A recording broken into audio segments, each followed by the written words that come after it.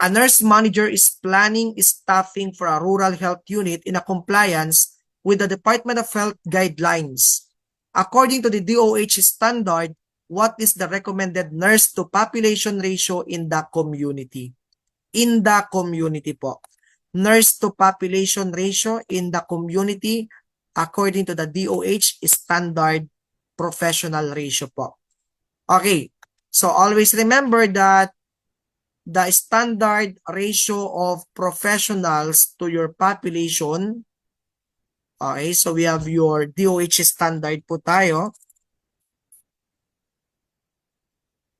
DOH standard. Okay?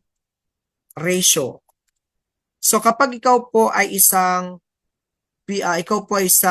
registered midwife, one registered midwife is accountable to 5,000 population. Okay? So, kapag ikaw po ay merong 25,000 population at ikaw po ay meron ng isang midwife sa RHU, ilan pang kailangan natin?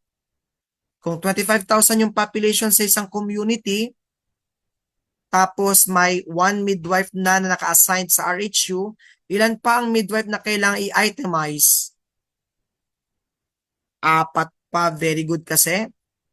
25,000 divided by 5,000 is what?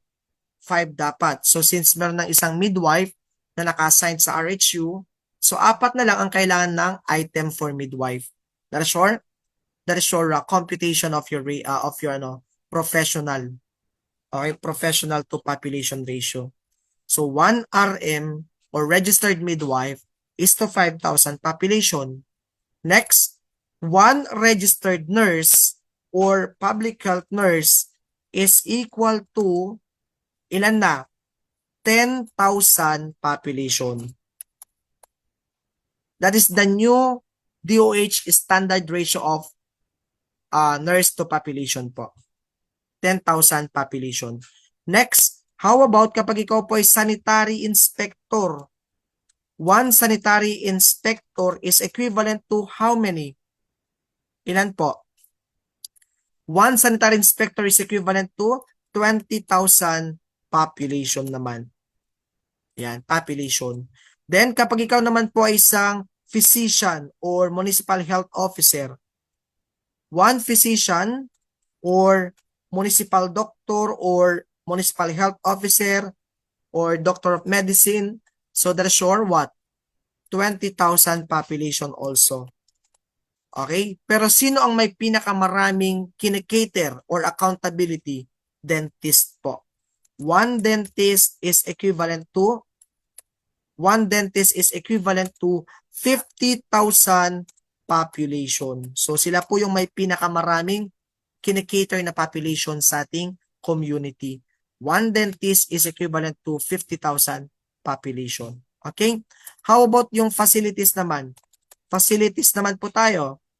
1 barangay health station is equivalent to how many population po?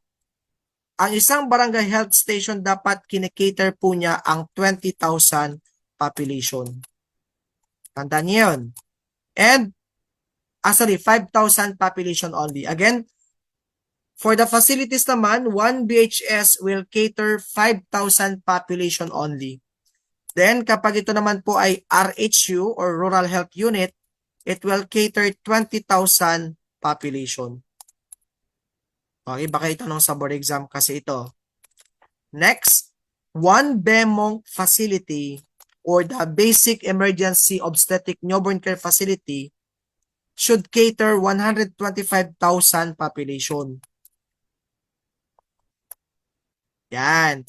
Then next, 1 SEMONG facility naman should cater 500,000. Yan. 500,000 population. Again, 1 SEMONG facility should cater 500,000 population naman. That is for the facilities naman. How about your clinical setting naman? Clinical setting po. Okay, sa clinical setting natin, according to the DOH standard po, sa general wards, sa general wards po natin, 1 RN is equivalent to 12 patients po.